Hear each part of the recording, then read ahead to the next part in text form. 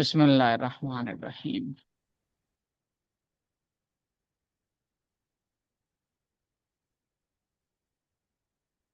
کدھر گیا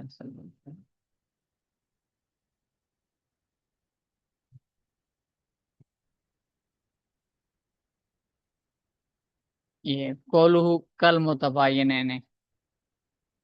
ای کما انا بین نقیزی العام والاخص من وجہ مباینۃ جزیۃ کذالک بین نقیزی المتباینین تباین جزئی۔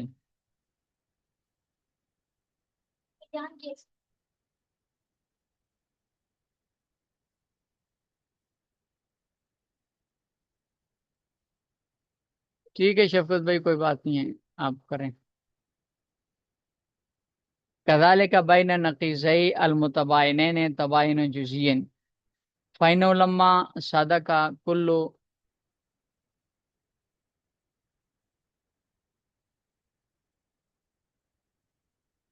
من العینین مع نقیض الآخر صدق كل من النقیضین مع عین الآخر فیصدق كل من القضیتین قضیین بدون الآخر فی الجملۃ وهو تباین الجزئی ثم انه قد يتحقق في زمن التباین الکلی كالموجود والمعدوم فإن بین نقیضیہما واللا موجود لا معدوم ایضا تباین کلیا وقد يتحقق في زمن العموم من وجه كالإنسان والحجر فإن بين نقيضيهما هما لا إنسان ولا حجر عموما من وجه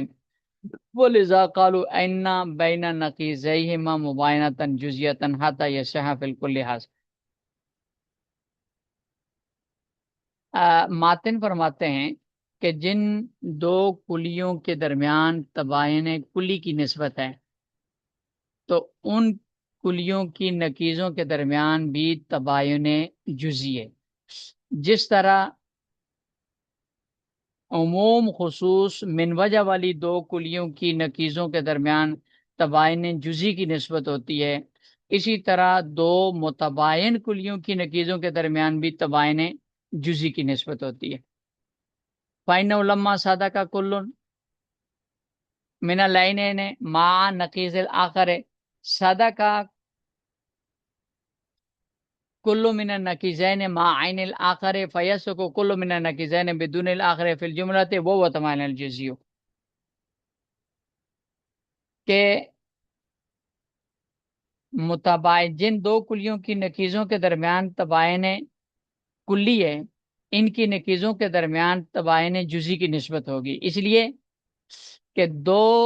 اصل کلیاں، عینین سے مراد اصل کلیاں ہیں، کہ جب اصل کلیوں میں سے ایک کلی دوسری کی نقیض کے ساتھ صادق آئے گی تو دونوں کی نقیض دوسرے کی عین کے ساتھ صادق آئے گی، لہذا دونوں نقیضوں میں سے ایک نقیض دوسرے کی نقیض کے بغیر فی الجملہ صادق آ گئی، اس کو تباین جزئی کہا جاتا ہے۔ اس کی دو مثالیں انہوں نے پیش کی، کیونکہ تباین جزئی دو چیزوں کے ضمن میں پائی جاتی ہے، ایک تباین کلی کی ضمن میں اور ایک عموم من وجہ کی ضمن میں۔ پہلے تباین کلی کی مثال پیش کی ہے، دیکھیں، ایک ہے موجود اور ایک ہے معدوم، ان کے درمیان تباین کلی کی نسبت ہے۔ ان کی جو نقیض ہے لا موجود اور لا معدوم، ان کی نقیضوں کے درمیان بھی تباین کلی ہے۔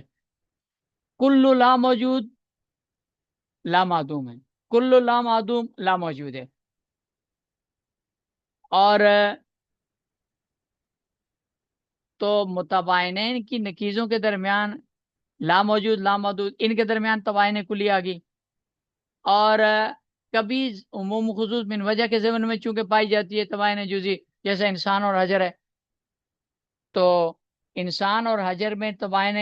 اس کی عموم من وجہ کی نسبت ہے، ان کی نقیضیں لا انسان لا حجر، ان کے درمیان بھی تباین عموم من وجہ کی نسبت ہے۔ بعد لا انسان لا حجر ہوں گے، جیسے کیا کہتے ہیں اس کو، گھوڑا ہے، لا انسان بھی ہے لا حجر بھی ہے۔ بعض لا حجرہ لیس بلا انسان ہے، کہ بعض ایسے لا حجر ہیں لیکن لا انسان نہیں بلکہ انسان ہے، جیسے زید ہے۔ وہ بعض لا انسان لیس بلا حجر ہے، کہ بعض لا انسان ایسے ہیں لا حجر نہیں ہے بلکہ حجر ہیں، جیسے کہ سنگ مرمر ہے مثلا۔ یہ تباین عموم من وجہ ہے۔ تو تباین جزی ان دونوں چیزوں کے ضمن میں پائی جاتی ہے، لہذا جن دو کلیوں کے درمیان تباین کلی کی نسبت ہے ان کی نکیزوں کے درمیان بھی تباین جزی کی نسبت ہوگی، جس طرح دو عموم من وجہ والی کلیوں کی نکیزوں کے درمیان تباین جزی کی نسبت ہوتی ہے۔ علم ایضا ان المصنف آخر ذکر نکیزے المتباینین لوجہین، یہاں سے شارح ایک اعتراض کا جواب دے رہے ہیں۔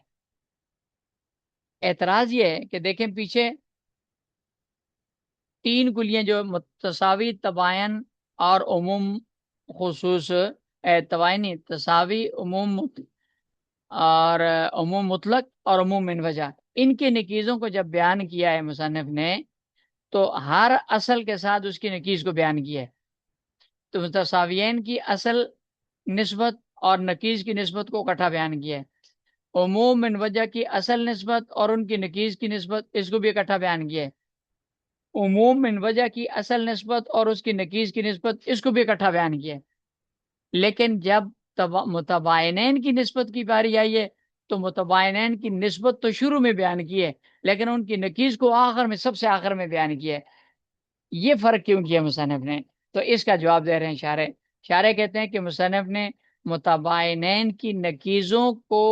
بیان کیا ہے سب سے آخر میں دو وجہ سے۔ نمبر ایک، قصد الاختصار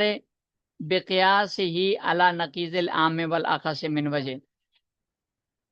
کہ اختصار کے لیے ایسا کیا ہے کیونکہ متباینین کی نکیزوں کا درمیان جو نسبت ہے اس کو کل متباینین کہہ کے بیان کیا ہے۔ اگر اس متباینین کی نکیزوں کو شروع میں بیان کیا جاتا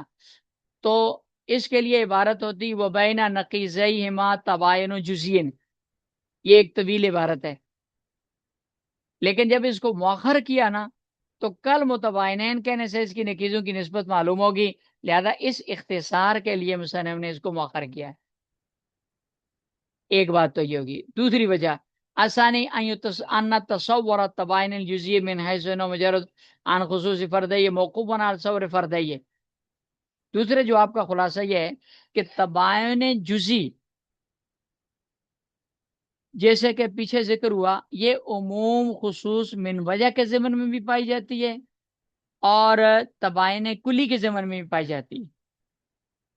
تو جب تک ان دونوں چیزوں کو پہلے بیان نہ کرتے اس وقت تک تباین جزئی کا سمجھنا ممکن نہیں تھا، اس لیے دونوں چیزوں کو، دونوں افراد کو پہلے بیان کیا اور تباین جزئی کو آخر میں بیان کیا تاکہ سمجھنا آسان ہو جائے۔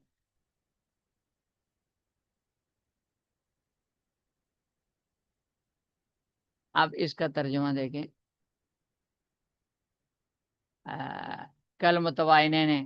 ای کما ان بین نقیضی العام والاخص من وجہ مباینۃ جزیۃ،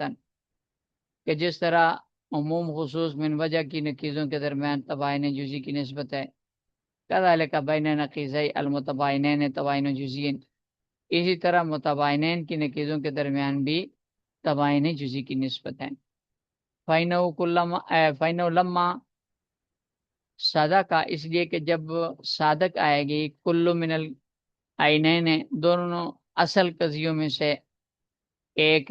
ما نقیض الآخر ہے دوسرے کی نقیض کے ساتھ، تو صادق کل من النقیضین ما عین الآخر ہے، تو دونوں کی نقیضوں میں سے ہر ایک کی نقیض دوسرے کے اصل کے ساتھ صادق آئے گی۔ فیصدق کل من النقیضین، لہذا نقیضین میں سے ہر ایک نقیض صادق آئی بدون الآخر، دوسرے کے بغیر، فی الجملہ فی الجملہ، وہ تباین الجلی، اور اسی کو تباین جزئی کہتے ہیں۔ ثم انه قد يتحقق فی ضمن تباین الکلی، پھر یہ تباین جزئی کبھی تو تباین کلی کے ضمن میں پائی جاتی ہے جیسے کہ الموجود اور المعدوم ہے۔ فائنا بین نقیضیہما، اس کی جو نقیضیں ہما لا موجود لا معدوم، ایضا تباین کلی، ان کے درمیان بھی تباین کلی ہے۔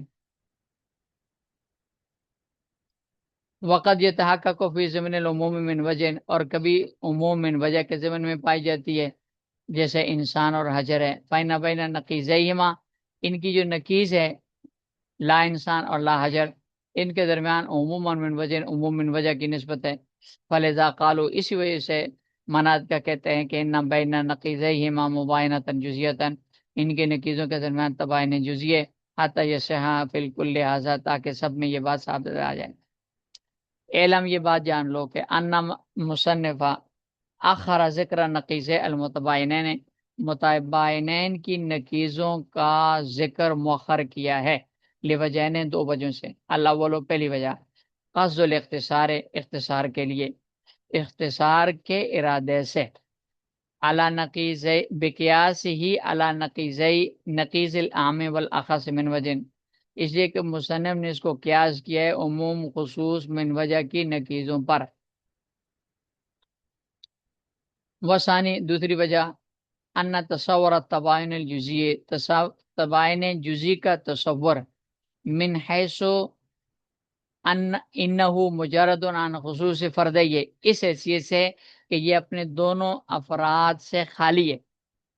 اس حیثیت سے اس کا یہ تصور موقوف علی تصور فردی، ان دونوں افراد کے تصور پر موقوف ہے۔ اللذین، وہ افراد، ہما العموم من وجہ و تباین الکلی، ایک عموم من وجہ ہے اور ایک تباین کلی ہے۔